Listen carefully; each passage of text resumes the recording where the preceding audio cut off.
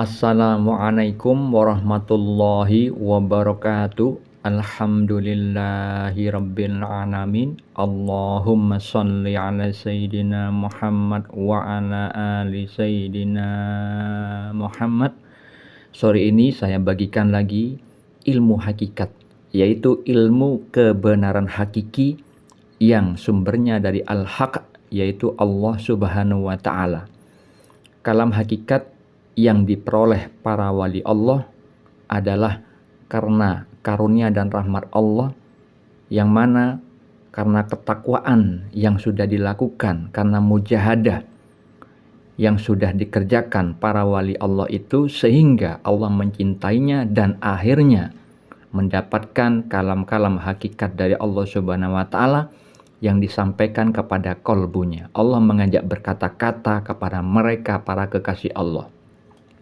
Kali ini saya bagikan kalam hakikat yang terdapat di dalam kitab Risalah Al-Ghautsiyah milik Wali Al-Ghauts, yaitu Sultanul Aulia Syekh Abdul Qadir Al-Jilani, raja para wali, yang mana di dalam kitab tersebut adalah perkataan kalam hakikat dari Allah subhanahu wa ta'ala dan tidak ada penjelasannya atau tidak ada syarahnya.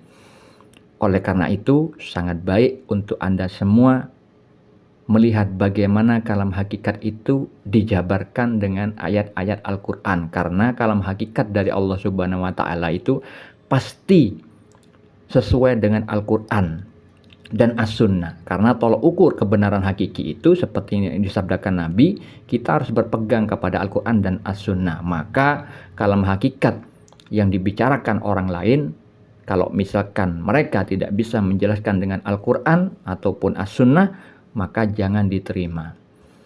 Jadi kalam hakikat itu adalah kalam dari Allah subhanahu wa ta'ala yang diberikan kepada orang yang sudah ma'rifatullah, orang yang mengenal Allah di level hakikat.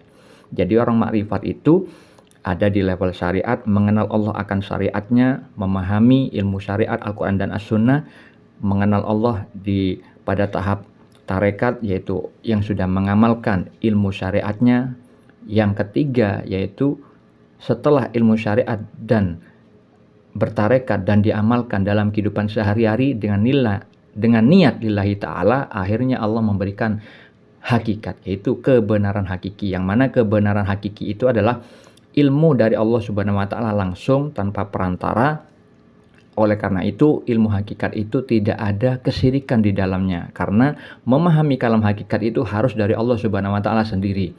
Hal ini seperti yang dialami Nabi Yakub alaihissalam di dalam Al-Quran pada surat Yusuf ayat 86. Allah ta'ala berfirman, dan aku mengetahui dari Allah apa yang kamu tiada mengetahuinya. Orang-orang bertakwa akan diberikan pengajaran oleh Allah subhanahu wa ta'ala seperti janjinya di dalam surat Al-Baqarah ayat 282 pada kalimat terakhir. Allah berfirman, dan bertakwalah kepada Allah. Allah memberikan pengajaran kepadamu dan Allah maha mengetahui segala sesuatu. Jadi kalam hakikat itu bukan berdasar persangkaan, tapi ilmu laduni, ilmu yang didapat bukan dari belajar membaca buku. Begitu juga penjabaran kalam hakikat yang ingin saya sampaikan sekarang ini tidak akan Anda ketemui di internet manapun, di YouTube maupun di Facebook gak akan Anda ketemui. Baik, kalam hakikat yang ingin saya jabarkan kali ini adalah dalam kitab Risalah Al-Ghautsiyah. Allah berkalam hakikat kepada Sultanul Aulia Syekh Abdul Qadir Al-Jilani, wahai penolong agung, aku bersama segala sesuatu, tempat tinggalnya, pengawasnya, dan kepadaku tempat kembalinya. Untuk mempermudah memahami kalam hakikat tersebut, saya pisahkan per kalimat. Wahai penolong agung, itu maksudnya adalah panggilan dari Allah subhanahu wa ta'ala kepada Sultanul Aulia Syekh Abdul Qadir Al-Jilani sebagai wali Al-Ghauts atau wali penolong yang tugasnya meneruskan perjuangan Nabi Muhammad SAW sebagaimana yang Allah firmankan pada surat Ibrahim ayat 1.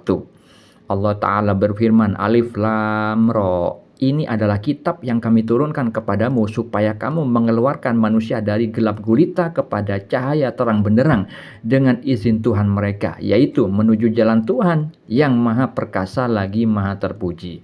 Surat Ibrahim ayat 1. Jadi Nabi Muhammad SAW diutus mengeluarkan manusia dari gelap gulita, maksudnya dari keadaan bodoh, kejahilan, tidak memiliki petunjuk, berbuat syirik, dalam keadaan kafir, menuju kepada cahaya terang benderang, menuju petunjuk, cahaya hakul yakin, makrifat kepada Allah, ya, dengan izin Tuhan. Jadi kalau misalkan Nabi Muhammad SAW diutus mengeluarkan manusia dari gelap gulita, wali al-Gauts yaitu Syekh Abdul Qadir Al-Jilani pun maupun wali-wali al-Gauts yang lain sama. Jadi meneruskan perjuangan Nabi Muhammad SAW. Kalimat berikutnya, aku bersama segala sesuatu. Maknanya adalah ilmu pengetahuan Allah meliputi segala sesuatu. Terkait dengan firman Allah di dalam surat An-Nisa ayat 126. Allah Ta'ala berfirman, kepunyaan Allah lah apa yang di langit dan apa yang di bumi, dan adalah pengetahuan Allah maha meliputi segala sesuatu. Makna maha meliputi artinya tidak terpisah, ya. Jadi tidak terpisah terhadap segala sesuatu ciptaan Allah, itu pasti ada hikmahnya, ada ilmunya, ada pengetahuannya yang bisa diambil manfaatnya untuk manusia. Juga terkait dengan surat Al-Isra ayat 60, Allah Ta'ala berfirman, sesungguhnya ilmu Tuhanmu meliputi segala manusia. Jadi ilmu yang dimiliki manusia itu hakikatnya adalah ciptaan Allah, karunia dan rahmat dari Allah. Tidak ada manusia manapun yang memiliki ilmu yang menghasilkan ilmu dengan dirinya sendiri. Oleh karena itu Allah benci kepada orang yang sombong walaupun kesombongan sebiji sawi, dimasukkan ke neraka. Kalimat berikutnya, tempat tinggalnya itu bukan berarti Allah bertempat tinggal di bumi, karena bumi tidak akan bisa menampung Allah yang maha besar. Hal ini sudah Allah gambarkan dalam Al-Quran pada surat Al-A'raf ayat 143. Allah Ta'ala berfirman, dan tatkala Musa datang untuk munajat dengan kami pada waktu yang telah kami tentukan, dan Tuhan telah berfirman langsung kepadanya, berkatalah Musa, ya Tuhanku, nampakkanlah diri engkau kepadaku agar aku dapat melihat kepada engkau. Tuhan berfirman, kamu sekali-kali tidak sanggup melihatku, tapi lihatlah ke bukit itu, maka jika ia tetap di tempatnya sebagai sedia kala, niscaya kamu dapat melihatku. Tatkala Tuhannya menampakkan diri kepada gunung itu, dijadikannya gunung itu hancur luluh dan Musa pun jatuh pingsan. Maka setelah Musa sadar kembali, dia berkata, maha suci engkau, aku bertaubat kepada engkau dan aku orang yang pertama-tama beriman. Surat Al-A'raf ayat 143. Jadi maksud atau makna tempat tinggalnya itu adalah tanda-tanda kebesaran Allah, tanda-tanda kekuasaan Allah yang terdapat di langit dan di bumi. Hal itu terkait dengan firman Allah pada surat Yusuf ayat 105. Allah Ta'ala berfirman, dan banyak sekali tanda-tanda kekuasaan Allah di langit dan di bumi. Di dalam surat Al-Baqarah ayat 164 Allah Ta'ala berfirman, sesungguhnya pada penciptaan langit dan bumi, pergantian malam dan siang, kapal yang berlayar di laut dengan muatan yang bermanfaat bagi manusia, apa yang diturunkan Allah dari langit berupa air, lalu dengan itu dihidupkannya bumi setelah mati kering, dan dia tebarkan di dalamnya bermacam-macam binatang dan perkisaran angin dan awan yang dikendalikan antara langit dan bumi. Semua itu sungguh merupakan tanda-tanda kebesaran Allah bagi orang-orang yang mengerti. Kalam hakikat berikutnya yaitu pengawasnya, itu maknanya Allah yang maha melihat, maha mengetahui dan yang mengawasi. Hal itu terkait dengan surat An-Nisa ayat 1. Allah Ta'ala berfirman, sesungguhnya Allah selalu menjaga dan mengawasi kamu.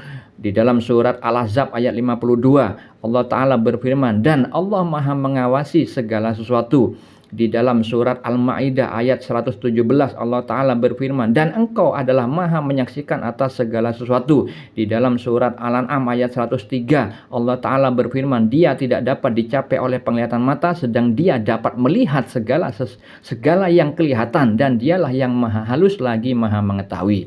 Kalam hakikat berikutnya yaitu, dan kepadaku tempat kembalinya. Maknanya adalah pada akhirnya segala sesuatu ciptaan Allah itu akan kembali kepada Allah sang penciptanya. Hal itu terkait dengan firman Allah di dalam surat Al-Mu'minun ayat 115. Allah Ta'ala berfirman, maka apakah kamu mengira bahwa kami menciptakan kamu main-main tanpa ada maksud, dan bahwa kamu tidak akan dikembalikan kepada kami? Terkait dengan surat Al-Baqarah ayat 156 Allah Ta'ala berfirman, yaitu orang-orang yang apabila ditimpa musibah mereka mengucapkan inna lillahi wa inna ilaihi roji'un. Semoga bermanfaat. Assalamualaikum.